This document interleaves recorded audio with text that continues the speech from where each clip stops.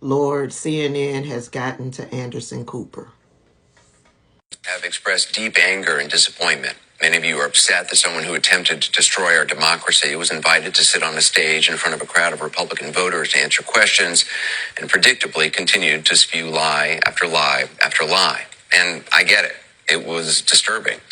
It was disturbing to see and hear that person refer to a black law enforcement officer as a thug, an adjective he used many times to describe black men, and call Caitlin Collins, the moderator, nasty, which is what he calls any woman who stands up to him. It was disturbing to hear him speak so highly of QAnon conspirators and insurrectionists who assaulted police officers in our democracy on January 6th. And it was awful to hear him spread ridiculous lies about the election.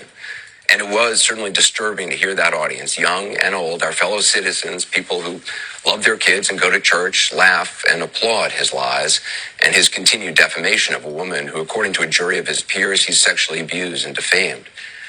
As good a job as Caitlin Collins did trying to fact check him, it is impossible to fact check fully because he lies so shamelessly.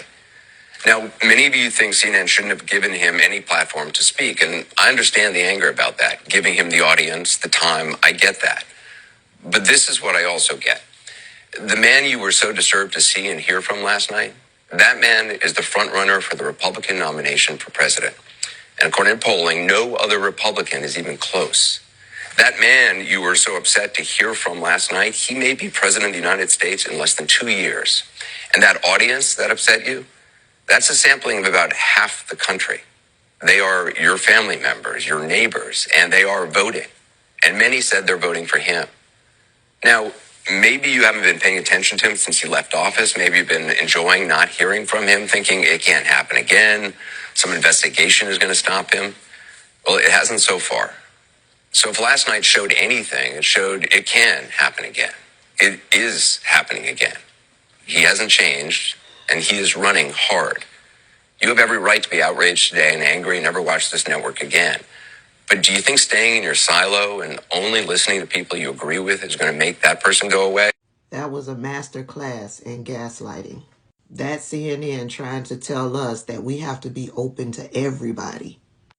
And they used Anderson Cooper because he is one of the last beloved hosts on the network. Most of us who are tuned in and are paying attention are not living in a silo. We see and hear everything that is going on with Donald Trump. Why? Because he is news and they report every move he makes, which is why it was unnecessary for CNN to give him a huge platform to spew more lies.